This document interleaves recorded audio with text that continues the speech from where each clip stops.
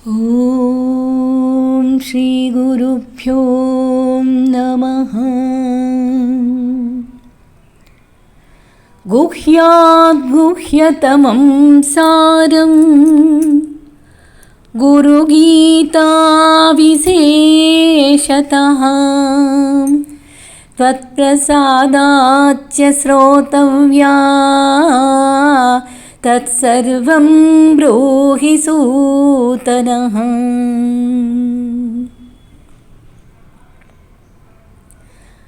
రహస్యాల్లో కల్లా రహస్యమైంది గురుతత్వం అనేది. గురువు సర్వజ్ఞుడు, సర్వశక్తిమంతుడు. ఆయన తత్వం చాలా రహస్యంగా ఉంటుంది. దాన్ని తెలుసుకోవాలంటే ఒక అర్హత కావాలి. నిజానికి రహస్యమైన వాటిని ఎన్నిటినో మనం తెలుసుకుంటాం, కానీ గురుతత్వం రహస్యాల్లో కల్లా రహస్యం. అది ఆత్మతత్వం లాంటిది. అది ఉపనిషత్తులు, భగవద్గీత ద్వారానే మనకు అర్థమవుతుంది. గురుతత్వ రహస్యం ఎంతటిదో మనం ఇప్పుడు తెలుసుకుందాం. గురువులు ఎంత పరీక్ష పెడతారో, గురు రహస్యమేంటో ఇప్పుడు విందాం. జై గురుదత్త. సరే, గురువు ఎలాంటి వాటిని సాధనగా, అంటే గురు బోధ ఎలాగ ఉంటుంది అనేది మనం 24 గురువుల గురించి చెప్పుకున్నాం. అట్లాంటి అవధూతలు ఎంతమంది మన ప్రపంచంలో, మన భారతదేశంలో ఉన్నారో చెప్పలేం. అట్లాంటి పుణ్యభూమి మంది. యదురాజు బోధ విన్నాం. ఆయన దత్తానుగ్రహానికి ఎలా గురయ్యాడు, 24 గురువులేంటి అనేది శ్రద్ధగా విన్నాం. ఇప్పుడు దానిలో భాగంగా కొంతమంది అనుకుంటారు, దత్తాత్రేయ స్వామి మహత్తరమైన సాధన చేసిన వాళ్ళనే అనుగ్రహిస్తాడేమో, నాలాంటి వాళ్ళని చూడడేమో అని అనుకుంటారు. అలా కాదు. దత్తస్వామి తత్వోపదేశం మాత్రమే చేస్తాడు, ఇతర వరాలు ఇయ్యడు అని కూడా పొరపడుతూ ఉంటారు కొంతమంది. అలా కానే కాదు. దత్తాత్రేయ స్వామి ప్రభావం, ఆయన కరుణాశీలం, ఆయన పరీక్షా విధానం, ఆయన వరప్రదాన ఔదార్యం, ఇవన్నీ తెలియాలంటే మనకి ఆయనకు అత్యంత ప్రీతిపాత్రమైనటువంటి శిష్యుడు ఒక ఆయన ఉన్నాడు. ఆయనే కార్తవీర్యార్జునుడు. అద్భుతమైనటువంటి చరిత్ర. ఆ కార్తవీర్యునుడికి మించిన కథ లేనే లేదు అని చెప్తారు. మహాభక్తుడి చరిత్ర అదే. నిజానికి ఆ చరిత్ర విన్నా సరే పాపం హరించిపోతుంది, మనస్సు పవిత్రమవుతుంది. అట్లాంటి గొప్ప భక్తుడి కథ. ఆ దత్తస్వామి కార్తవీర్యార్జునుడిని ఎలా అనుగ్రహించాడు అనేదాన్ని మనం విస్తృతంగా ఇప్పుడు బోధ చేసుకుందాం. ఆయన జననం ఎలా కలిగింది అనే దాని గురించి చెప్పుకుందాం. సరే, కాలగర్భంలో ఎందరెందరో మహానుభావులు పుడుతూ ఉంటారు. మళ్ళీ కొంతకాలం వాళ్ళ వెలుగు చూస్తూ ఉంటాము. మళ్ళీ కొంతకాలం అయిన తర్వాత ఆ వెలుగు మళ్ళీ తగ్గిపోతూ ఉంటుంది. మళ్ళీ కొత్తగా ఇంకా కొన్ని కావాలనిపిస్తూ ఉంటుంది. ఇంకా కొంతమంది ఉద్భవిస్తూ ఉంటారు. అలాంటి ఎన్నో అద్భుత చరిత్రలు, గురువుల కథలు మాత్రం వస్తూ ఉంటాయి, పోతూ ఉంటాయి. వాళ్ళ ఘనకార్యాలు మరుగున పడిపోతూ ఉంటాయి. కానీ ఈ కార్తవీర్యార్జునుడి కథ త్రేతాయుగ ఆరంభంలో చెందినటువంటి కథ ఇది. అలాంటి వాళ్ళల్లో ఈయన గొప్పవాడు. కృతవీర్యుడు అనేది ఆయన బిరుదునామం. కృతవీర్యుడు అంటే కార్తవీర్యార్జునుడి తండ్రి. ఆయన పరాక్రమానికి అబ్బురపడి ఆ రోజుల్లో లోకం ఆయన్ని అలా పిలిచింది. చివరికి ఆ పేరే మిగిలిపోయింది. ఆయన అసలు పేరేంటో మనకు అసలు తెలియనే తెలియదు. అంతటి గొప్ప కృతకృత్యుడైనటువంటి జీవితం. ఆయన చేసిన సాహస కృత్యాలు వివరాలు కొన్ని మనకి ఈనాడు కూడా తెలియవు. అసలు ఆ పేరు కూడా వినుండమేమో. ఆయన హైహయ వంశానికి చెందినవాడు. ఆయన మరి అంత గొప్పవాడైనప్పటికీ ఏదో మధ్యలో అవాంతరం వచ్చింది. ఏదో శాపానికి గురయ్యాడు. చ్యమన మహర్షి శాపం పెట్టాడు. ఆ శాపానికి ఫలితంగా ఆయనకి బిడ్డలు పుట్టడం, అది చనిపోవడం. 100 మంది పిల్లలు పుట్టారు, 100 మంది చనిపోయారు. దానికోసం ఆయన చెయ్యని వ్రతం లేదు, పట్టని నోము లేదు ఆయన భార్య. అయినా సరే ఆ శీలధరాదేవి భార్య పేరు కూడా ఎంత గొప్పగా ఉందో చూడండి. అయితే ఒకరోజు ఆమె ఏం చేసిందంటే, మహిమాన్మతుడు బ్రహ్మర్షి అయినటువంటి యాజ్ఞవల్క మహర్షి దగ్గరికి వెళ్ళి ఆ ముని భార్య మైత్రేయి, ఇలాంటి మహానుభావుల పేర్లు తలుచుకున్నా మన జన్మ చరితార్థమవుతుందండి. అందుకనే ఒకసారి ఆ పేర్లు మాట్లాడుతున్నాను. యాజ్ఞవల్క్య మహర్షి ముని భార్య పేరు మైత్రేయి. ఆమెకి నమస్కరించి, అమ్మా, గుణవంతుడు, ఆయుష్మంతుడు, వంశకర్త అయినటువంటి పుత్రుడు జన్మించే ఉపాయం ఏమైనా చెప్పమని ప్రార్థిస్తూ అడిగింది. మైత్రేయి మాత, అమ్మా, చాలా ఎన్ని జన్మల సుకృతంగానో నువ్వు పుణ్యం చేసుంటావు, అలాంటి మనిషివి నువ్వు. అలాంటిది మధ్యలో ఈ శాపవశంగా ఇలాంటి దుర్గతి పొందింది. అయితే కష్టసాధ్యమైనటువంటి వ్రతం ఆచరించాల్సి వస్తుంది, నువ్వు చేయగలవా అని అడిగింది. చేస్తానమ్మా, ఎంత కష్టమైనా చేస్తాను, వంశాన్ని నిలబెట్టుకోవాలి అని మేమిద్దరం బాధపడుతున్నాము, నా భర్త నేను అని చెప్పి ప్రార్థించింది. సరే, మార్గశీర్ష మాసంలో ప్రారంభించాలి, ప్రత్యేక నియమాలు పాటించాలి, ఉపవాస దీక్ష పాటించాలి, దాన ధర్మాలు ఎక్కువ చెయ్యాలి అని, ఉద్యాపన ఎలా చెయ్యాలి అనే నియమాలన్నింటినీ వైభవంగా చెప్పింది ఆమె. ఇలా చెయ్యాలి అని నియమాలన్నీ చెప్పింది. శీలధరాదేవి శ్రద్ధాపూర్వకంగా చేసింది కూడా. ఆ వ్రతాన్ని జరిపించింది, చక్కగా చేసింది. ఇక ఆమె ఒకరోజు నిద్రపోతూ ఉంటే శ్రీహరి విచిత్రమైనటువంటి అవధూత వేషంలో కలలో కనిపించి, నీకు సత్సంతాన ప్రాప్తి అని వరమిచ్చి అదృశ్యమయ్యాడు. ఇక్కడేమన్నా కృతవీర్యుడేమన్నా ఖాళీగా ఉన్నాడా అంటే ఆయన లేదు. ఆయన బ్రహ్మాండమైన ప్రయత్నం చేస్తూనే ఉన్నాడు. బృహస్పతి దగ్గరికి వెళ్ళాడు ఆయన, నాకేదైనా ఉపాయం చెప్పమని. సూర్యోపాసన చెయ్యి అన్నాడు. అలాగే సూర్యోపాసన కఠిన నియమాలతో చేశాడు. ఆ తర్వాత సప్తమి స్నపన వ్రతం చెయ్యి అన్నాడు, అది చేశాడు. పాపాలన్నీ ప్రక్షాళనం చేసుకున్నాడు. దత్తాత్రేయ స్వామి స్వయంగా ఉపదేశించిన వ్రతమట అది. ఎవరికైనా సరే పూర్వకృతాలైన పాపాలున్నా సరే, ప్రతిబంధకాలున్నా సరే, ఈ పూర్వ పాపం, ఈ సంతాన నాశం అనేది ఎన్ని ఆటంకాలున్నా సరే ఆ వ్రత విధానం కనుక చేస్తే నీకు శుభం కలుగుతుంది అని, ఎవరికైనా ఇటువంటిది వర్తిస్తుంది అని చెప్పాడు. ఆ బృహస్పతి చెప్పాడు. సరే, అదైంత అయిన తర్వాత ఈయన మొత్తం చేశాడు. ఈమె శీలధరాదేవి అలా చేసింది, గర్భం ధరించింది.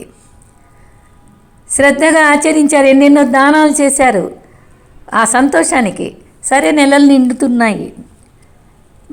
శీలధరాదేవికి కలలో ఒక దివ్యమైనటువంటి తేజస్ చక్రం లాంటిది కళ్ళు మిరుమిట్లు గొలిపే కాంతితో కనిపిస్తూ ఉంది. ఆమె గర్భవతిగా ఉంటున్న రోజుల్లో నిండు నెలలు వస్తున్నాయి, ఇలా కనపడుతూ ఉంది. కానీ అక్కడేదో లోపం. ఆ చక్రానికి అంచులు మొక్కపోయి వేలాడిపోతూ ఉన్నట్లుగా చూస్తోంది. ఆమెకి కొంకరలు తిరిగిన అంచులు చూస్తుంటే ఏదో అపశకునులాగా తోచింది. కాంతికి వంకరేమిటి నా వెర్రి కానీ అనుకుంది, మనసులో సర్దుకుపోయింది. నెలలు బాగా నిండినాయి. మహారాణి పండు లాంటి మగపిల్లవాణ్ణి కన్నది. రాజ్యమంతా మహోత్సవం ప్రారంభమైంది. కానీ తీర పరిశీలించి చూస్తే ఆ పిల్లవాడి చేతులు చొట్ట చేతులు. రాజదంపతులకు విషాదంతో గుండెలు పిండేసినట్టు అయిపోయింది. ప్రజలకి ఉత్సాహం అంతా చచ్చిపోయింది. రాజు అలాగే తనను తాను సంభాళించుకున్నాడు. సరే, జాతక కర్మాదులన్నీ చేయించాడు. పిల్లవాడికి అర్జునుడు అని పేరు పెట్టాడు. కృతవీర్యుని కొడుకవడం వల్ల కార్తవీర్యుడు అని జనులందరూ అతన్ని పిలుస్తూ వచ్చారు. అర్జునుడికి చేతులు చొట్టవే కానీ ఇతర విషయాలన్నిటిలో అతనికి సాటి కలిగిన వాళ్ళు అంటూ ఎవ్వరూ లేరు. ఎందుకు అంటే వాళ్ళు చేసిన వ్రత విధానాలు, భగవంతుని ఆశీర్వాదం, వాళ్ళు గొప్ప శక్తిమంతులు. అందుకుగాను ఈయనకి కూడా అటువంటి ఆ చిన్న వయసులోనే అద్భుతమైనటువంటి పాండిత్యం సంపాదించుకున్నాడు. గొప్ప గొప్ప గురువులున్నటువంటి మహానుభావుల చేత బలి అనిపించుకున్నాడు.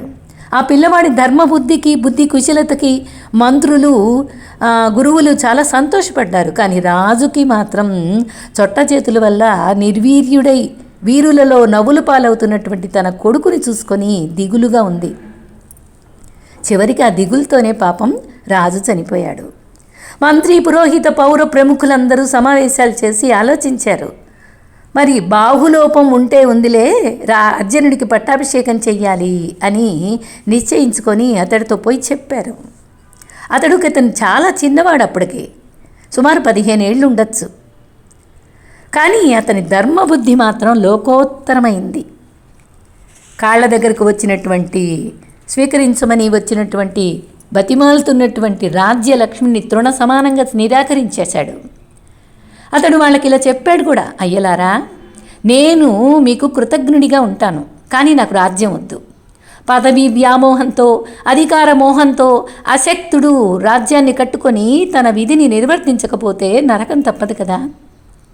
రాజ్యాంతే నరకం ధ్రువం అని కదా సూక్తి. నిజానికి అందరూ పన్నులు కడతారు. వైశ్యులు తమ లాభాలలో 12వ వంతు రాజుకిస్తారు. రైతులు తమ పంటలలో 6వ వంతు పంట ఇస్తారు. అలాగే గోపాలకాదులు తమ తమ సంపాదనలో 6వ వంతు పంట ఇస్తారు. అలాగే బ్రాహ్మణులు తమ తపస్సుల్లో నుంచి కూడా రాజుకి భాగం ఇస్తారు.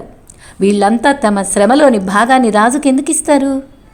ఏ ఆపదలు లేకుండా, ఆది భౌతిక ఆధ్యాత్మిక ఉపద్రవాలు, ఈతి బాధలు లేకుండా తమని రక్షిస్తాడని కదా. ఏ శత్రువులు తమను ఆక్రమించుకొని హింసించకుండా రక్షిస్తాడని కదా అలా పన్నులు వసూలు చేసేది.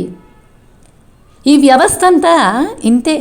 ఇప్పుడు మనం గవర్నమెంట్కి పన్ను కడుతున్నాము అంటే దేశం సుభిక్షంగా ఉండాలి, నా సంపాదనలో భాగంగా ఇది దేశానికి కడుతున్నాను, దేశ సేవ కోసం కడుతున్నాను అనే భావనే ఇది. కానీ అలా జరుగుతుందా? ఎందుకంటే ధర్మం నిర్వీర్యమైపోయింది కాబట్టి అలా జరగడం లేదు. ఆ రోజుల్లో అలా ఆలోచించాడు కార్తవీర్యార్జునుడు.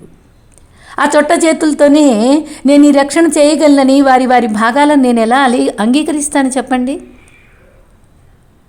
శక్తి లేకపోయినా రాక్షిస్తానని, రాజునని కిరీటం ధరించుకొని వారి వారి భాగాలని గుంజుకుంటే ఇక దొంగకి నాకు ఏమన్నా భేదం ఉందా అని చెప్తున్నాడు. అసలు ఇన్ని మాటలు ఎందుకు? మనసులో ఉన్న మాట చెప్తున్నాను వినండి. ఒకవేళ నాకు మంచి చేతులు ఉన్నా సరే నేను మాత్రం రాజ్యాన్ని అంగీకరించి ఉండేవాణ్ణి కాదు. రాజ్య భారాన్ని వహించడం అంటే అంత తేలికైన పని అనుకుంటున్నారా? కాదు కదా. రాజయ్య కూడా నరకాన్ని తప్పించుకోవాలంటే వాడు మహాశక్తి సంపన్నుడు కావాలి, దివ్య దృష్టి సమన్వితుడు కావాలి, యోగ సిద్ధుడు కావాలి, శస్త్రాస్త్ర పరిణితుడు కావాలి, చాకచక్యంగా ఉండాలి. అప్పుడైతేనే వాడికి సాధ్యమవుతుంది. నేను తపస్సుకై ప్రయత్నం చేస్తాను, తగిన తపశ్శక్తి సిద్ధించుకుంటాను, అప్పుడు మాత్రం రాజ్యాన్ని అంగీకరిస్తాను. అంతేగాని ఇప్పుడు ఈ రాజ్యం నాకొద్దు, ఆ పాపాన్ని నేను మొయ్యలేను, నన్ను బలవంత పెట్టద్దు అని ఎంతో అద్భుతంగా ధర్మ శిఖరాల మీద నిలబడి తను మాట్లాడాడు. మంత్రి, పురోహితులు అందరూ ఆశ్చర్యపోయారు, ఈ చిన్న వయసులో ఎంత జ్ఞానం అని. గర్గముని ఉన్నాడు అందులో, ఆ మంత్రి పురోహితుల్లో. మహదానందపడ్డాడు.